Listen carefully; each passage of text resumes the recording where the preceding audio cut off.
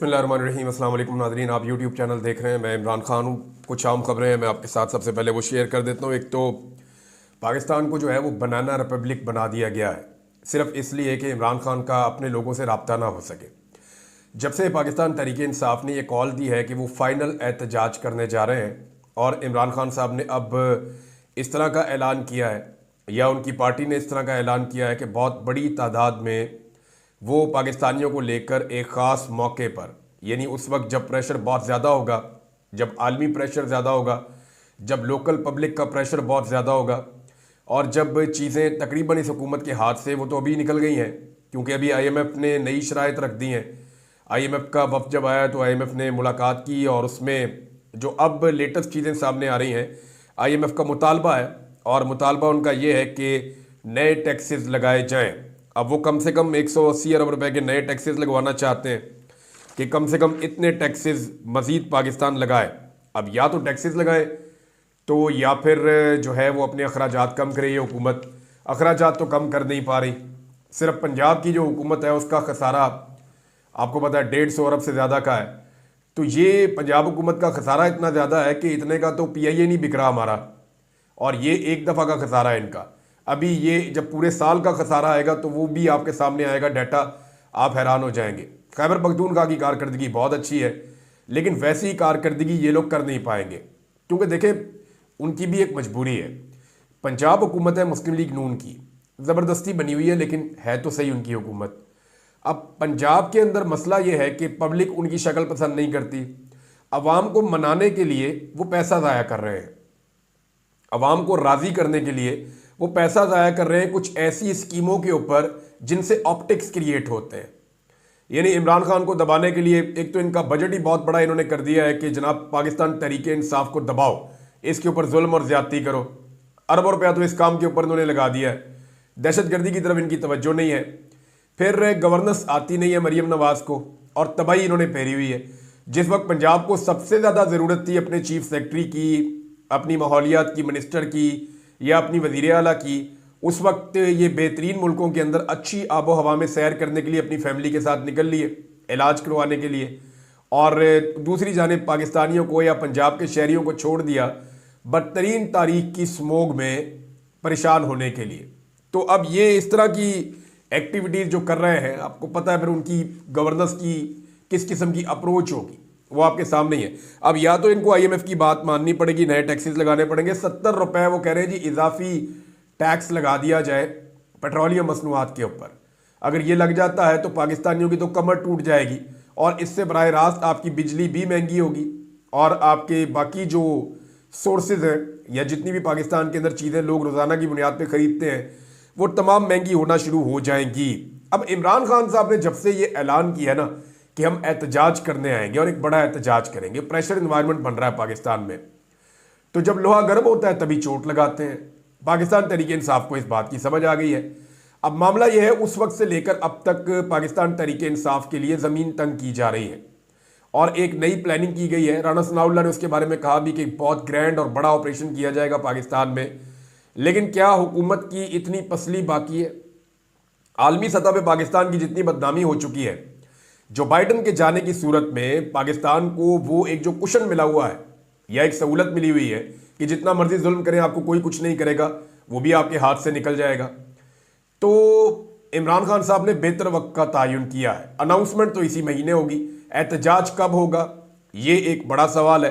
अब तीनों opposition leader जो है पाकिस्तान तहरीक इंसाफ के, चाहे वो पंजाब में बच्चर साहब हो तो उनको बच्चर साहब को जो है पंजाब से वो आए थे इमरान खान साहब से मुलाकात करने के लिए, उमर अयूब साहब कौमी असम्बली में, और इसके अलावा जो है वो एक हामिद रज़ा काज़मी साहब पाकिस्तान तहरीक इंसाफ के सीनियर रहनुमा हैं, और उनके अलावा जो है वो शबली फराज जो सेनेट के अंदर अपोजिशन लीडर हैं। तो इन सारों को इकट्ठा ही गिरफ्तार कर लिया गया। ये अदालती अहकामात लेकर आए थे इमरान खान साहब से मिलने के लिए और ये बिफोर टाइम पहुंचे। इनकी 2 बजे मुलाकात थी तो उससे पहले पहुंच गए। अदालती अहकामात ऑर्डर इनके पास मौजूद था और जेल के अमले ने यकीन दहानी करवाई थी अदालत को कि ये जब भी आएंगे इनकी मुलाकात करवाने के लिए हम पाबंद हैं, हम मुलाकात करवाएंगे। हुकूमत ने एक दरखास्त और दी थी कि जनाब कुछ करें और करके जो है ये जो सियासी गुफ्तगू इमरान खान साहब कहते हैं ये बंद करवा दें। लेकिन इस दरखास्त को भी रद्द कर दिया था अदालत ने। और अब जब ये पहुंचे मुलाकात करने के लिए, तो जेल के अमले ने कहा जी आप वहां सामने जाके खड़े हो जाएं, हम आपकी मुलाकात करवाते हैं। तो ये सड़क क्रॉस करके दूसरी तरफ को दुकानें उकानें वहां पे जाके खड़े हो गए पाकिस्तान तहरीक इंसाफ की लीडरशिप। अब 1.5 घंटा इन्होंने इंतजार किया, पहले ये 6-6 घंटे भी करते रहे। 1.5 घंटा इंतजार किया और जाकर दोबारा जब उनसे पूछा कि जनाब आप मुलाकात क्यों नहीं करवा रहे हैं, हमारे पास अदालती ऑर्डर है, आपकी जेल इंतजामिया सुपरिटेंडेंट ये सारे जाकर वादा करके आए हैं। तो अचानक जनाब पंजाब पुलिस आती है, वो इनको गिरफ्तार करना शुरू कर देती है। पंजाब पुलिस ने इनको बाजुओं से पकड़ा, हाथों से पकड़ा और इनको हिरासत पे लेकर ले जाके वहां पे एक चौकी है उसमें बंद कर दिया। अब मामला ये है कि उमर अयूब साहब ने इसकी तफसीलात बताई। उन्होंने कहा जी हमने पुलिस से कहा कि जी आप गैर कानूनी काम कर रहे हैं, तो पुलिस ने कहा जी हमें पता है कि हम गलती पे हैं, मगर हम मजबूर हैं, ऊपर से ऑर्डर है। पुलिस बिल्कुल वैसे ही मजबूर है जैसे बिलावल मजबूर था आईनी तरमीम करवाने के लिए। उमर अयूब के बकौल उन्हें पाकिस्तानी इदारों और एजेंसियों की ईमा पर गिरफ्तार किया गया। उन्होंने नाम बताया, उन्होंने कहा जी Maryam Nawaz, Shahbaz Sharif IG Punjab, IG jail खाना जात, home minister Punjab, home secretary Punjab, jail superintendent, DPO और DIG, ये सारे जिम्मेदार हैं। और सबसे बड़ा जिम्मेदार स्टाफ कॉलेज में फेल होने वाला वो कर्नल है जो इंटेलिजेंस एजेंसी का है, और वो सबसे बड़ा जिम्मेदार है जिसकी यहाँ ड्यूटी लगी हुई है। ये जनाब उमर अयूब साहब ने कहा और उन्होंने बताया कि जी ये अदालती अहकामात की खिलाफ वर्जी है। वैसे अदालत के अहकामात को तो जूते की नोक के ऊपर इस वक्त पाकिस्तान का निज़ाम रख रहा है। एक छोटा सा कांस्टेबल भी है ना, वो भी अदालत का ऑर्डर आप जाके दे तो वो पाँव से ठुड्डा मारता है, जूते की नोक पे रखता है। सबको पता है कि अदालत की औकात क्या रह गई है। खासतौर पर ये जो अभी आईनी तरमीम हुई है, इसके बाद तो अदालत की औकात ही खत्म हो गई है। अब जस्टिस अमीनुद्दीन साहब ने फैसला किया कि 14 तारीख से आईनी बेंच केसेस सुनेगा। लेकिन मामला यह है कौन से केसेस सुनेगा? क्या आईनी तरमीम जो गैर आईनी तरीके से हुई है, जिसके ऊपर बहुत सारी पटिशन्स आ चुकी हैं, जिसके नतीजे में यह आईनी बेंच बना है, क्या यही बेंच उस आईनी तरमीम को भी सुनेगा? यानी एक बेंच के बारे में कहा जा रहा है कि यह बेंच नाजायज और गलत है और ये बना है एक मुतनाज़े आईनी तरमीम के नतीजे में। अब वो जो मुतनाज़े आईनी तरमीम है जिसके नतीजे में बेंच बना है, उस मुतनाज़े आईनी तरमीम का केस भी वही मुतनाज़े बेंच सुनेगा। तो क्या ये इंसाफ है? क्या ये रूल ऑफ लॉ है? क्या ये मफादात का टकराव नहीं है जिसे आप कन्फ्लिक्ट ऑफ इंटरेस्ट कहते हैं? तो एक्चुअली ये है। भारत इमरान खान साहब से मिलवाया नहीं जा रहा इमरान खान साहब की पार्टी की क़यादत को, और ये किया जाता है इसलिए ताकि इमरान खान पे दबाव डले। लेकिन जब आदमी जेल में होता है ना और से खबर आती है कि मुझे जो लोग मिलने आ रहे थे वो बाहर गिरफ्तार कर लिए गए हैं, तो इम्पैक्ट बड़ा खौफनाक होता है। जो लोग जेल में रहे उनको आइडिया है कि बाहर से आने वाली खबर कितना इम्पैक्ट डालती है, और ये जो लोग कर रहे हैं हरकतें उनको भी आइडिया है कि इमरान खान के ऊपर दबाव डालना है, इमरान खान को तोड़ना है। तो कैदी नंबर 804 टूट नहीं रहा। आम आदमी होता तो टूट जाता। जावेद हाशमी ने एक दफ़ा नहीं कई दफ़ा गवाही दी है कि इमरान खान के अलावा अगर कोई आम आदमी होता तो टूट जाता, बल्कि वो खुद बड़े मजबूत आदमी, उन्होंने कहा अगर मैं भी होता तो मैं भी टूट जाता। अब इमरान खान के मामले में पाकिस्तानी रियासत जो है ना वो अजीबोगरीब काम कर रही है। मिसाल के तौर पे अब इमरान खान साहब इस वक्त सिर्फ जुडिशियल कस्टडी में, जेल में, वो किसी जुर्म में अंदर नहीं है, जुडिशियल कस्टडी कि जनाब इनकी तफ्तीश चल रही है। अब यहां पे तोशाखाना 2 का केस है जिसकी जुडिशियल कस्टडी में इमरान खान साहब हैं, उसकी जमानत लगे हुए कई महीने हो गए। हालांकि कोई भी मुलजिम होता तो जमानत का फैसला 1-1.5 हफ्ते में हो जाता है, लेकिन कई महीने हो गए हैं इमरान खान साहब की जमानत के ऊपर अभी तक फैसला नहीं हो पा रहा। जजेस ऐसा लगता है एक दूसरे पे डाल रहे हैं और कोई भी इमरान खान का बोझ उठाने को तैयार नहीं है। यानी तोशाखाना 2 केस इमरान खान साहब की जमानत नहीं हो सकी। FIA के special prosecutor Islamabad high court में पहुंचे ही नहीं, मामला 20 नवंबर पर चला गया। यानी अब ये जमानत वाला मामला जो है 20 नवंबर पे गया। दूसरा जो है यही केस तोशाखाना 2 केस, इमरान खान साहब की बरीयत का फैसला आज होना था और वो भी अदालत ने हुक्म दिया हुआ था, लेकिन जो जज शाहरुख अर्जुमन है वो पहुंचे ही नहीं जेल के अंदर फैसला सुनाने के लिए। अब आप अंदाजा कीजिए कि जजेस एक दूसरे पे डाल रहे हैं कि भाई आप कर लें, मैं नहीं बोझ उठा सकता इमरान खान साहब का। इतना दबाव है एस्टेब्लिशमेंट का कि इमरान खान साहब को अभी नहीं छोड़ना। और दबाव का अंदाजा आप यहां से भी लगा लें कि इमरान खान साहब को जो लोग मिलने जाते हैं उन्हें भी मुलाकात से रोकने के लिए किस किस्म के हथकंडे अपनाए जा रहे हैं। सलमान अकरम राजा साहब ने एक वार्निंग टाइप की चीज़ जारी की है। वो ये कह रहे हैं, एस्टेब्लिशमेंट को उनका पैगाम है, वो ये कहते हैं कि हम उन्हें कहते हैं कि अपनी आईनी हुदूद में रहो, रियासत में गालिब होना छोड़ दो, अदलिया को मगलूब ना करो, वोट चोरी करना छोड़ दो, मुआशरे में झूठ फैलाना छोड़ दो। अगर मानते हैं तो ठीक है, बसूरत दीगर ये सारे कह रहे हैं कि सड़कों के ऊपर फैसला होगा, एहतजाज किया जाएगा। मुस्तफा नवाज खोखर ने भी मिलता जुलता स्टेटमेंट दिया है एस्टेब्लिशमेंट के हवाले से, और उन्होंने जो बात की है उनकी बात में एक नुक्ता नज़र से काफ़ी वजन है। उन्होंने कहा कि एस्टेब्लिशमेंट के बस की बात नहीं रही कि अब वो 25 करोड़ अवाम के इस मुल्क को चला सकें। रियासत को अपना तशख्खुस सिक्योरिटी स्टेट से बदलना पड़ेगा। अफगानिस्तान में जंग खत्म हो चुकी है, मुफ्त के डॉलर्स आना बंद हो चुके हैं। ऐसी बात फवाद चौधरी साहब ने भी की है कि जनाब अब रियासत को, एस्टेब्लिशमेंट को सोचना पड़ेगा कि वो सारे लोगों को कंट्रोल नहीं कर सकते। ये मुमकिन नहीं है कि आप हर बंदे के पीछे एक बंदूक लगा दें, ऐसा हो नहीं सकता। ये धक्केशाही के साथ मुल्क चलेगा नहीं, आपको मुल्क को सीधे तरीके से और सही तरीके से चलाना पड़ेगा। एक नाज़रीन बहुत बड़ी खबर है, और वो खबर है अमेरिका से रिलेटेड। अमेरिका ने जो 2 लोग लगाए हैं, कौमी सलामती के मुशीर और वजीर खारजा, इन 2 ओहदों के लिए जिन लोगों को चुना है उनको लेकर मौजूदा हुकूमत बहुत परेशान है। और सिर्फ मौजूदा हुकूमत परेशान नहीं है, और भी बहुत सारी चीज़ें हैं।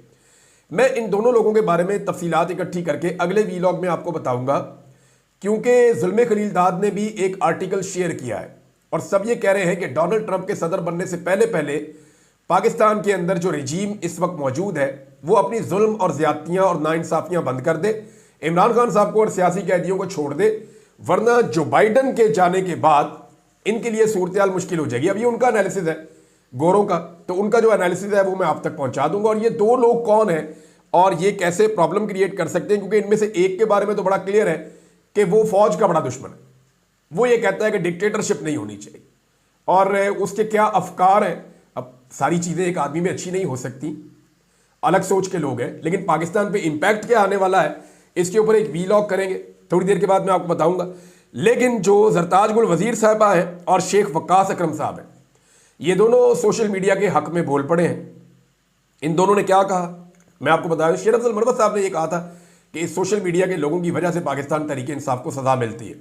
मेरे ख्याल में वो भी क्लैरिफिकेशन देंगे कि उन्होंने किन लोगों के बारे में कहा। सारे सोशल मीडिया को आप टारगेट नहीं कर सकते। गाली देना बुरी बात है, लेकिन ये कहना कि इद्दत का केस गाली की वजह से बना है, नहीं, ये नहीं। इद्दत का केस बेशर्मी, बेगैरती और ढिठाई की वजह से बना है। इद्दत का केस इसलिए बनाया गया ताकि इमरान खान साहब को इलेक्शन में डैमेज किया जा सके। ये जितना जुल्म और ज्यादती पाकिस्तान में हुई है, ये किसी चीज़ का रद्द अमल नहीं है। ये किसी चीज़ का रद्द अमल नहीं है, किसी जुल्म और ज्यादती का रद्द अमल नहीं है। इस तरह तो कल आप कहेंगे कि 9 मई के रद्द अमल में ये सारा कुछ हुआ जो कुछ भी पाकिस्तान में हुआ। ये 9 मई से पहले फिर कौन मार कुटाई कर रहा था? 9 मई से पहले क्यों लोगों को गिरफ्तार किया जा रहा था? 9 मई से पहले जुल्म और ज्यादती क्यों हो रही थी? ये सब कुछ भी आपको सोचना पड़ेगा ना। अरशद शरीफ जो है वो पाकिस्तान से कब गए थे? 9 मई से पहले गए थे। तो 9 मई के बारे में तो इमरान खान साहब खुद कहते हैं कि हमें टारगेट किया गया है, और ये एक फॉल्स फ्लैग ऑपरेशन वो इसको करार देते हैं जब तक कि कोई जुडिशियल इंक्वायरी इसके ऊपर नहीं होती और फुटेज सामने नहीं आ जाती। बहरहाल जरताज गुल वजीर साहब कह रही हैं कि सोशल मीडिया ने हमें 8 फरवरी का इलेक्शन जितवाने में बड़ा किरदार अदा किया। लोगों तक हमारे इंतखाबी निशान सोशल मीडिया ने पहुंचाए। आज पार्लियामेंट में हम इमरान खान और सोशल मीडिया की वजह से हैं, वरना हम तो अपने हलकों में भी नहीं जा सकते थे, हमें हिरासत में लिया जाता था। लेकिन ये वो खातून कह रही हैं जो वाकई अपने हलके में गई थी अपनी जान खतरे में डाल के। मैं बहुत सारे पाकिस्तान तहरीक इंसाफ के तुर्रम खान लोगों को जानता हूं जो अपने हलके में बाहर निकलते हुए डरते थे। पब्लिक उन्हें कॉल्स करती थी कि खुफिया डेरे पे आ जाए, मुलाकात कर लें, मिलते ही नहीं थे किसी को। बस हर एक को टेलीफोन के ऊपर कहते थे कि जनाब आप हमें वोट डलवा दें, आप मेहरबानी करें, हमारा ये इंतखाबी निशान है, आप इमरान खान के नाम पे हमें वोट डलवा दें। ज़्यादातर लोग ऐसे करते थे। लेकिन ये जरताज गुल वजीर को मैंने खुद देखा, इन्होंने अपनी जान जोखिम में डाल के अपने हलके में ना सिर्फ गई बल्कि खतरात के बावजूद वहां पे इलेक्शन लड़ा। अब वो खातून भी कह रही है कि सोशल मीडिया इतना तगड़ा था, और नखरे वो लोग कर रहे हैं जो अपने हलके में निकलने की औकात नहीं रखते थे। बहुत सारे ऐसे लोग हैं। और नॉर्मली मैं ये देख रहा हूं कि पाकिस्तान तहरीक इंसाफ में इस वक्त सोशल मीडिया के ऊपर जो लोग अटैक कर रहे हैं, ये वो लोग हैं जो इस सिस्टम के इस वक्त बेनिफिशरी है, या इस वक्त कंफर्टेबल पोजीशन में या सिचुएशन में। यानी जिन लोगों का इस वक्त दाव लगा हुआ है ना, या जो लोग इस वक्त जरा खुश हैं, खुशहाल हैं, और उन्हें कोई ज़्यादा प्रॉब्लम नहीं आ रही, अच्छा नाम बन गया है, अच्छी नौकरी मिल गई है, अच्छा काम चल रहा है, इस स्टेटस में वो हैप्पी हैं, उनकी फैमिली खुश है, वो लोग सोशल मीडिया के ऊपर अटैक कर रहे हैं। हालांकि जितनी कुर्बानी पाकिस्तान तहरीक इंसाफ के लिए सोशल मीडिया ने दी है, उतनी कुर्बानी मेरा ख्याल नहीं है कि किसी और ने इस वक्त पाकिस्तान में दी है। शहबाज शरीफ साहब के साथ नादरीन एक के बाद एक ज्यादती हो रही है। वो जब भी बेचारे ट्वीट करते हैं वीपीएन लगा के, मियाँ साहब छुप छुप के बेचारे वीपीएन लगा के ट्वीट करते हैं। वो जैसे ही ट्वीट करते हैं उनको कम्युनिटी नोट लग जाता है। उन्होंने पहले ट्रंप को मुबारकबाद दी, लोगों ने ऐसी तैसी फेर दी, उनको कम्युनिटी नोट लग गया। कम्युनिटी नोट बहुत बड़ी बेइज्जती है, बंदे की इज्जत नहीं रहती सोशल मीडिया के इस प्लेटफॉर्म के ऊपर। तो शहबाज शरीफ साहब को यानी लग जाए ना कम्युनिटी नोट, कोई बात नहीं, किसी को 10 ट्वीट किए एक पे लग जाए, 20 ट्वीट किए चलो एक पे लग जाए, 5 ट्वीट किए चलो एक पे लग जाए। शहबाज शरीफ के हर ट्वीट के ऊपर कम्युनिटी नोट लग जाता है। इतनी बुरी हालत है इनकी इस वक्त। यानी अब इन्होंने ट्वीट किया, डोनाल्ड ट्रंप को मुबारकबाद दी, नीचे टका के कम्युनिटी नोट लग गया। उसके बाद अभी इन्होंने फलस्तीन के बारे में बात की, लोगों ने पोल खोल के रख दिया कि जनाब आप इस्लामाबाद में एहतजाज नहीं करने देते। आपने कभी आज तक इसराइली मुजालम के खिलाफ किसी को पाकिस्तान में एहतजाज करने की इजाजत दी? आपने किसी को आज तक निहत्ते फलस्तीनियों के कत्लो गारतगिरी के ऊपर किसी को निकल के एहतजाज करने की इजाजत दी? आपने बिल्कुल नहीं दी। तो लोगों ने वहां पे कम्युनिटी नोट लगा लगा के तबाही फेर दी है। नाज़रीन, एक और बात मैंने आपसे कही थी कि पंजाब की ब्यूरोक्रेसी को शायद गैरत आ जाए, लेकिन पंजाब की ब्यूरोक्रेसी को गैरत आ गई है। और हैरत अंगेज खबर यह है, किस्मत खान साहब ने भी शेयर किया है, डॉन ने भी इसको लिखा है, और खबर यह कहती है कि जी चीफ सेक्रेटरी पंजाब के हवाले से पंजाब की ब्यूरोक्रेसी बरम हो गई। वो जाती मुलाजम की तरह निकल निकल के फिर रहे हैं खानदान के पीछे पीछे। तो ये एक इतना अच्छा ब्यूरोक्रेट है, इतना बड़ा होता है, उसकी ये औकात रह गई है, यानी बेड़ा गर्क करवा दिया पूरी ब्यूरोक्रेसी की इज्जत का। तो ब्यूरोक्रेट बेचारे बरम हो गए हैं, उनकी गैरत जाग गई है। वो ये कहते हैं कि चीफ सेक्रेटरी की जो वीडियो आई है ये उनके ओहदे को जेब नहीं देती। आम रूटीन में भी ज्यादातर हमारा चीफ सेक्रेटरी जो है वो सीएम हाउस के अंदर ही अपना वक्त गुजारता है और मातहत अफसरान को भी दस्तयाब नहीं होता। यानी ऐसा लगता है कि पंजाब की नौकरी नहीं कर रहा, ऐसा लगता है कि एक खानदान की नौकरी कर रहा है, जिस खानदान की वजह से वो इस पोर्टफोलियो पे या इस सीट के ऊपर बैठा हुआ है। तो जनाब चीफ सेक्रेटरी के हवाले से पंजाब की ब्यूरोक्रेसी की गैरत जागी है। अब देखना यह है कि चीफ सेक्रेटरी की अपनी गैरत भी जागती है या जिनकी गैरत जागी है वो उनकी गैरत को सुलाने की कोशिश करते हैं। एक चीज नाज़रीन आपको मैं और बड़ी इंटरेस्टिंग बताऊं, यानी काजी फायद ईसा साहब के दौर के अंदर भी बड़ा जुल्म, बर्बरियत और जबर था, लेकिन याया अफरीदी साहब के दौर में रुका कोई नहीं है।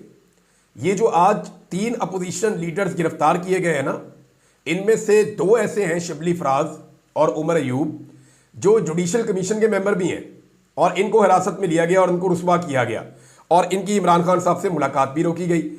अब क्या इसके ऊपर जस्टिस याया अफरीदी ने कुछ किया? कुछ नहीं किया। जस्टिस याया अफरीदी के हवाले से जितने भी हमारे कोर्ट रिपोर्टर्स हैं वो ये कह रहे हैं कि आप आने वाले दिनों में बहुत हैरान हो जाएंगे कि वो बहुत कमजोरी दिखा रहे हैं और उनकी जो हैसियत है वो अब एक बहुत सतही किस्म की रह गई है, सिंबॉलिक किस्म की एक वैल्यू रह गई है। एक्चुअली जो है वो सारे इख्तियारात आईनी बेंच के पास चले गए हैं, जहां पे सरबराही जस्टिस अमीनुद्दीन खान कर रहे हैं और वो दोनों कमेटीज के मेंबर भी हैं। यानी 2 कमेटियां जो फैसला करेंगी कि सुप्रीम कोर्ट में कौन सा केस चलना है और आईनी बेंचेस में कौन सा केस चलना है, दोनों के अंदर जस्टिस अमीनुद्दीन मौजूद हैं, तो उनकी ताकत बढ़ गई है। नाज़रीन, कुछ और खबरें हैं आपके साथ शेयर करता हूं नेक्स्ट वीलॉग में, टाइम ज्यादा हो जाएगा। अब तक के लिए इतना ही, अपना ख्याल रखिएगा, अपने इस चैनल का भी। अल्लाह हाफिज।